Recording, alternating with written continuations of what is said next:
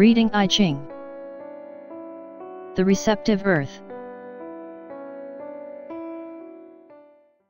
Composition of hexagram. While the first hexagram, the creative heaven, was composed only of yang, the second one, the receptive earth, consists only of yin. While the first one represents that one is floating in the middle of the sky, this one represents that one is standing in the middle of the ground. While the heaven symbolizes a new imagination blossoming out of nothingness, the earth provides the soil where all living things can grow. While the heaven provides instantaneous momentum to start a task, the earth represents the tenacity and endurance that can execute and develop the task until completion. While the first hexagram stands for the law of heaven, this one can be thought of symbolizing the law of earth, or the nature itself, often known as the Mother Earth.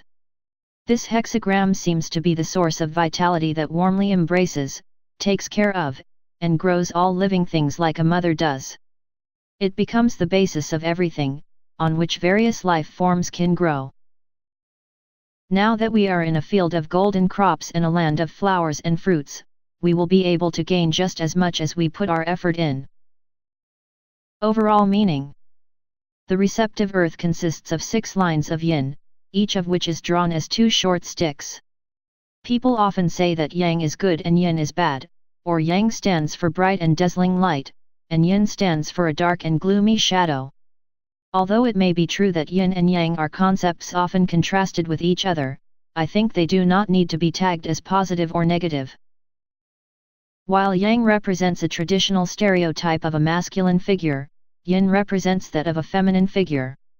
Of course, as was explained in the previous chapters, you should always remember that yin and yang do not directly distinguish men and women.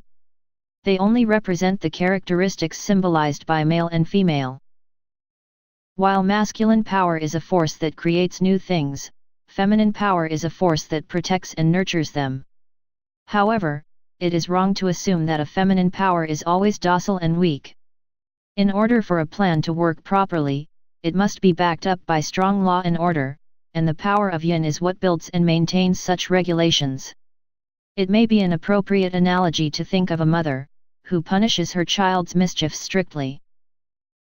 Most people tend to concentrate on the creative force of yang, and ignore the importance of the process of maintaining the present state. However, if one has the power of yang only and none of yin, one may keep on trying out new attempts over and over, without having anything completed, because there is no power to pursue it through. Therefore, the power of yin often follows the power of yang, so that it can provide order to the work that has been initiated by yang, and power to complete the work based on tenacity and perseverance.